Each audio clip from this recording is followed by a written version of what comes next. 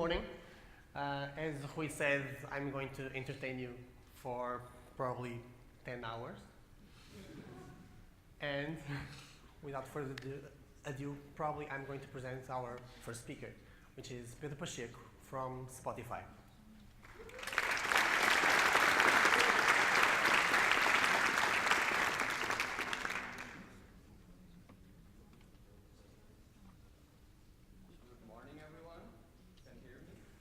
Is this working?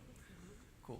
So my name is Pedro Pacheco, and this is the fancy title I came up with for my presentation. It's called Scaling Music Metadata using Distribution using Hadoop. And this is going to be quite challenging to be the first presenter of the day, so I hope you guys already have some good energy levels. So yeah, let's do this. So some information about me first. So I've been a software engineer at Spotify since August 2013. I've been working with backend systems. And before that, I graduated in this faculty in 2010. And then I had some professional experiences both at Portugal Telecom and OutSystems. And when I'm not building software, you will most likely find me either swimming, drinking craft beer, or traveling around the world, or maybe even doing the three things at the same time. And some information about Spotify. I think most of you know. So Spotify is a music streaming company, and the service has it has more than 30 million subscribers, more than 100 million active users. The catalog has more than 30 million unique tracks. And the service is available in 59 countries, and in 2015 there were more than 20 billion hours of music streamed, so it was quite a lot. And now, before I actually start with the presentation, I would like to take a selfie with the audience. So I'll ask you guys to get your best smile and also maybe raise your hands, and let's do this. So actually, this is going to be the toughest part for me because I really suck at taking selfies, so let's try this.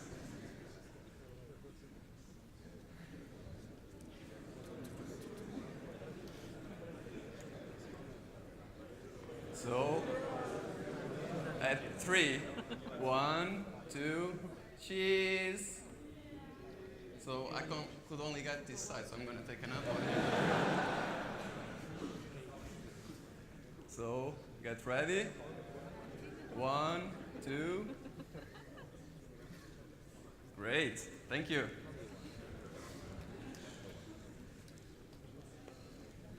So, moving on. So in this presentation, I'll be talking about the Spotify backend systems, and I'll be focusing on the backend system that actually handles music metadata. And then I'll focus on a particular data set we have, which is the artist popular tracks, and I'll talk about some scalability issues we had with it and what we actually did to solve it. So I'll be talking about some technologies. I won't go in much detail in any of them. One of them is Java. I guess most people in the audience have some level of familiarity with Java. Then I'll be talking about Hadoop and MapReduce. And I would actually like to know how many people in the audience have some level of familiarity with Hadoop and MapReduce. Okay, not so much, so I'll take that in consideration when talking about this, give some background. I'll talk a bit about Crunch, Scoop, Postgres, and then I'll talk about these three projects here, which are Spotify projects that are open source, anyone can use. One of them is Luigi, the other one Spotify Sparky, third one Spotify Apollo. And in the audience, has anyone ever heard of any of these three? I'm surprised, a few people. Yeah, so like Luigi is kind of famous in the Hadoop world. Sparky and Apollo, not so much. I don't think there's so many people using them outside of Spotify, but Luigi, there's actually quite a few users. So before I actually talk about the problem, I would like to give some context of why like computing artists' popular tracks is not such a trivial problem. So basically artists' top tracks or popular tracks is basically a sorted list for each artist of the track, so most popular track will be on top. And if you think about it, this sounds pretty trivial. You just need to get a metric that tells you how popular a track is, and then you sort it. But the thing is, the world in music labels is not so linear, so it makes this problem a bit more complicated. So what can happen is that, let's say, an album can have multiple versions, so it's quite common for us to get an album that is only available in the US and an album that is only available in Europe. But it's the same album, just different versions. And the labels don't give us information that it's the same. So we need to find good heuristics to actually be able to link them. So like by linking them, if myself in Europe share a song with a friend in the US, the service is smart enough to figure out that my American friend should receive the American track, not the European one. So we need to do that linking. And this means also that we can't just compute a global list per artist. We need to have a different list per country because different tracks are going to be available in different countries. Now, actually this slide you can see it so well, but let's say you go to the Spotify client and you type in Ramones, and of course you're going to type Ramones because Ramones is the greatest band ever, so you want to go to their artist page and you're going to see something like this. So you're going to see the artist name on top and also some nice picture of the band. You'll see this list here, which is actually the list of top tracks, which is what I'm going to be talking about. And you see other data sets.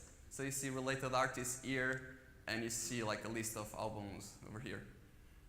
And all this information, all this metadata about the music needs to come from somewhere in the back end. And that somewhere is the metadata service. And now, if we look at the request path from the Spotify client to the metadata service, it looks a bit like this. So the Spotify client will issue a request for the Ramones metadata, and that request will be first handled by this access point. And the access point is basically the entry point to the Spotify backend. So it's the first thing that's going to handle the request from the client. And in this case, it will just forward the request to the metadata service. Then, this service is powered by what we call the artist metadata Sparky index. And Sparky is something we developed internally at Spotify, and it's a file format that is basically a hash table on disk. So in this case, for artist identifier, we're going to map all the metadata we have for the artist. And all the metadata service has to do is to get from the file the metadata for a specific artist and then serve the data back.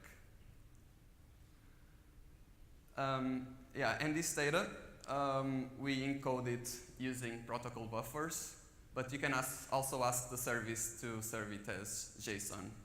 And if we do so, we're going to see something like this. So this is part of the artist metadata that is served. So on top, you're going to see the artist identifier, artist name, then like the list of top tracks, in this case for Sweden, all the IDs we have for the tracks, and and then list of albums. So main albums, compilations, and so on. So this is how it looks in the Sparky file. Now let's take a look how we actually build that Sparky file that maps artist identifiers to the artist metadata. And we use a bunch of inputs, but for this case, the most important ones are these two. So we have a Postgres database, the metadata database, where we store all the metadata we get from labels, third parties, and also some internal sources of data. And then we have this popularity data, which is basically the metric that allows us to sort the tracks in the top list.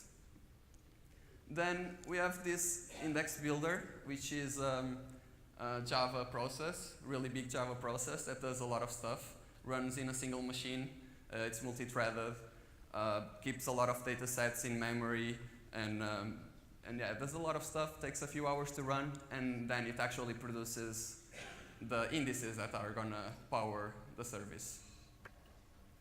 Now, if we zoom in the code of the index builder, and we look at the code that we add to compute artist top tracks, we would see something like this. So you'd see this map, where we basically map an artist ID to another map, where we map for each country a list of top tracks.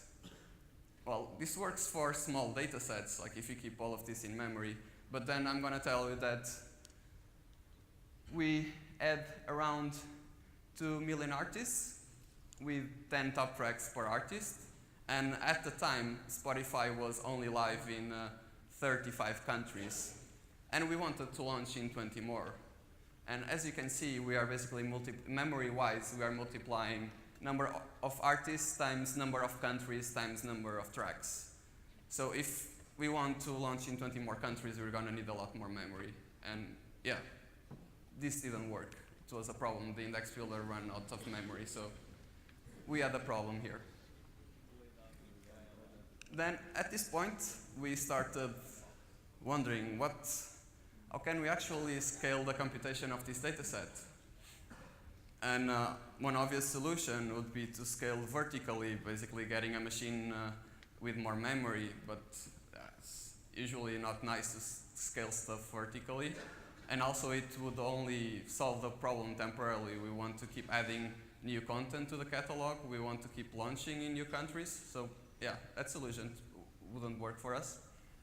Then we started looking at stuff we had in the Spotify ecosystem that we could use to do this. And one thing we knew we had was this. So we had daily dumps of our metadata database in the Hadoop file system. And these daily dumps are done with a tool called Scoop. And initially, we were producing this data in the Hadoop file system, but we weren't actually consuming it. It was mostly used for analytics, recommendations, and stuff like that. But we were like, well, this data here, it's the same that we have here, so why don't we just write a MapReduce job to solve this? And yeah, that's what we did. We wrote a MapReduce job to do this. And now, since there's not so many people familiar with MapReduce, I'm going to give a brief explanation of what this allows us to achieve. So, in a very simplified way, with MapReduce, you can express an algorithm in terms of map and reduce operations. So, in the map phase, you can map your data by an ID, and then group the data by that ID and assign it to the reducers. So like one reducer will get the data with the same ID. So this allows us to, for instance, map the tracks by artist ID and then have one reducer handle just one artist. And since the data set for one artist is quite small, the reducer can have everything in memory and compute the top tracks for one artist. Now I'm gonna explain a little bit how the algorithm works. It's going to be a very simplified version because the logic we implemented has a lot of business logic, like a lot of weird code that we had to do it because. But like, I'm just going to present two MapReduce steps that will give an idea of how this actually works. So we're going to start with two inputs. So it's the same we have in the index builder slide. So we start from track metadata and track popularity, which initially are two separate data sets. They both have track identifiers, but they are different. And then at the end, what we want to have is for each artist, we want to have a list of top tracks per country. And who is still following me at this step? Cool. So let's start with the actual algorithm. So first step, we want to join track information. So we have two separate data sets. So we have track popularity and we have track metadata. And what we want to achieve at the end of this step is to have just one data set with everything so that we can know we want to have track metadata in popularity in the same place, so we know how popular a given track is. So let's do that. So what we're going to do in the map step is to get both data sets and map them by track ID, and then pass that information to the reducers. And each reducer will get track popularity and track metadata for a single track, and it will basically merge them and write them down. So by doing that, at the end we have a single data set containing both data sets, both information. So yeah, we got two separate data sets and combined them in one. We'll follow this step. Okay, good. Leaving some people behind, but I guess most of the audience is still following, so that's good. So now, second step. We're going to start with both data sets, and we want to actually produce the top track. So what we're going to do is to get the joined data set and map by artist ID. We do that in the map step, and then assign the data to the reducer. So each reducer will get all the tracks we have for an artist. And the reducer can basically just implement a logic to sort the tracks for a given artist and produce the output we want. So yeah, for each artist, we'll end up with the top tracks per country. Who is still following me after the second step? Not as many people as in the first, but still quite a few. Okay, talking about the tech stack we use to implement this. We use Crunch, which is a Java framework for writing MapReduce pipelines. And Crunch is basically an abstraction on top of MapReduce. So in our code, we don't actually write MapReduce operations. We write higher level operations like join, filtering, grouping, and stuff like that. And we use Luigi. She's one of the Spotify open source projects that handles the plumbing for Hadoop jobs. And so when you're writing Hadoop pipelines, you need to handle dependencies. So the top tracks job is going to depend on both track popularity and track metadata. And it can only run when these two have finished. And also, like, these two jobs can fail or produce faulty data. And you need a way to handle all of that. And that's what Luigi does for us. Then, once we wrote this Hadoop job and had the data produced in HDFS, the Hadoop file system, what we did was to export it as a Sparky file where we basically map for each artist ID, we mapped a list of top tracks and used it as a new input for the index builder. And yeah, with this, we solved the problem we had. Some conclusions now. So our index builder is a really memory-heavy process. It used to be more. So it used to take use a heap of 50 gigabytes, which is quite a lot. And since we've done this, and this was done like almost 2 years ago, we've migrated some other data sets to Hadoop, and we managed to reduce the heap to 30 gigabytes. It's still a lot, but it's quite better now. It's really nice to have the dataset computation now scaled horizontally with Hadoop. So if we need to compute more data, we just need to use more Hadoop workers instead of getting more memory for the index builder machine. Then Hadoop is a really good framework for computing datasets that update infrequently. In our case, we just update the top tracks once a day, so this is perfect for us. And we also think that it's really important to know how to pick the right tool for the job.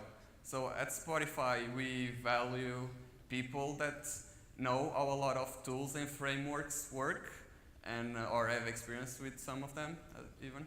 And when faced with a problem, it's important to know which one to use or to try different things to know which is going to be the right tool for a job. Now I have some data to share with you. Data about our metadata service. At peak traffic, It serves around 28 million entities a second. We have data centers in US, Europe, and Asia. It was written using Spotify's Apollo framework, which is open source. It was open sourced a few months ago. And it's basically the tool we use internally for developing services, and now it's available for everyone. And as I said, it serves protocol buffers from a Sparky file. Some Hadoop numbers, they are quite huge, and these numbers are actually outdated since they are from February 2015, but it was what I could find. So basically Spotify has the biggest Hadoop cluster in Europe, and we compute a lot of stuff there, a lot of crazy jobs run. So like this artist.track job is like a tiny drop in the ocean of our Hadoop jobs. We run a lot of recommendation jobs, analytics, reporting runs in our Hadoop cluster. Then, I added some links to, so you have links for the technologies I talked about, and also links for our engineering blog and free software projects. I guess I should be able to share these slides after the presentation, so if you want to take a look, you'll be able to check it out. And yeah, that's it. Thank you.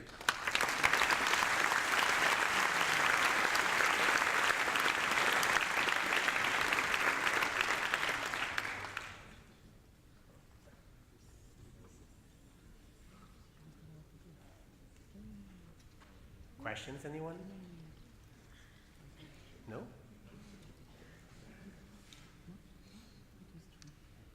None? Not that we have all the information we need to build Spotify from scratch. No one has a question right now. Oh. Hi. Why Crunch? Why did you choose Crunch to do the MapReduce? That's a good question. So basically, we didn't decide that. So we had the infrastructure team that made that decision like a few years ago. And we still have the code in Crunch. But now the company Spotify has been starting to use other frameworks. We use now more like Scalding.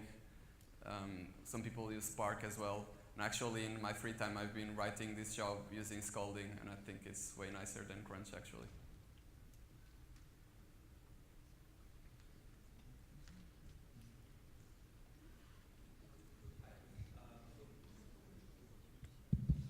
Okay, it's working now. So you mentioned changing to distributed with the Hadoop distributed system. What is the input source? So you have a relational database in Postgre, I believe. Yep. Are you using the same, or did you use some NoSQL format? In Hadoop? The Hadoop Oh phase. yeah, we just we dump.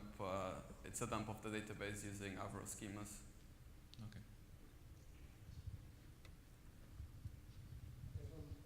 Over there. Hi. You deal with a lot of data in Postgres, but do you need to update data on the Hadoop cluster? And how you do it? So the data in the Hadoop cluster is updated daily. So we have this export job that uses Scoop and runs nightly. So every day we produce new data in Hadoop. It's like we produce the full data set again. And so it's not like incrementally updated.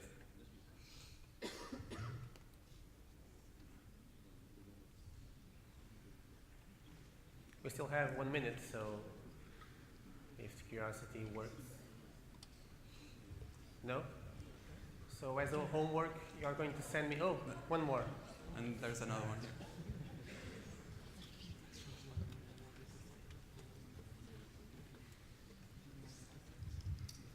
Hi. I actually have two questions. Yeah. One is related with Luigi. Yeah.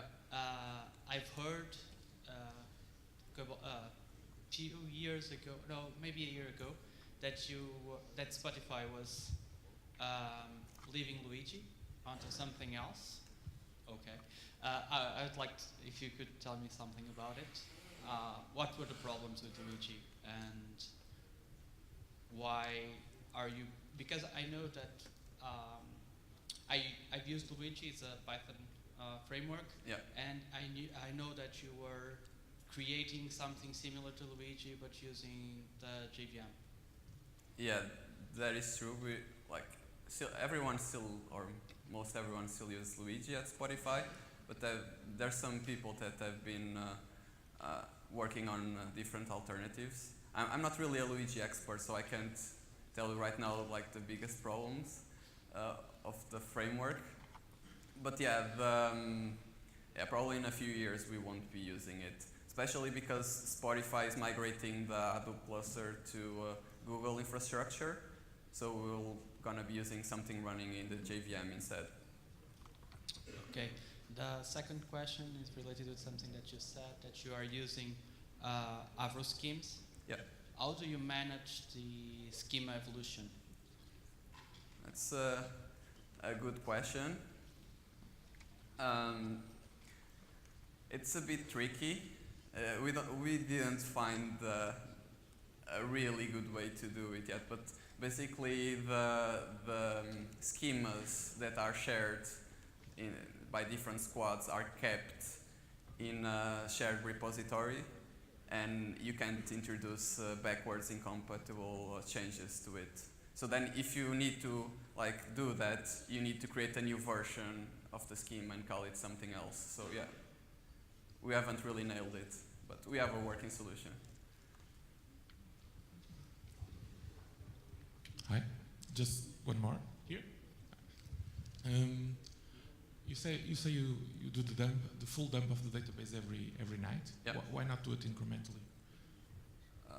Then you need some.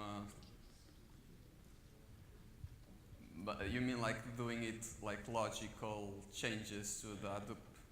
Scoop can handle it. Scoop can dump the full data set every night. You don't run into. No, it handles it. The database is not so huge, so it still works. So yeah, we could think of since we use Postgres, we could use the logical decoding, or what's it called? I'm not sure. But you can plug in some Python code to your Postgres, and whenever you have a transaction, we could just dump updates to Hadoop. But this solution is way easier and it still works. So.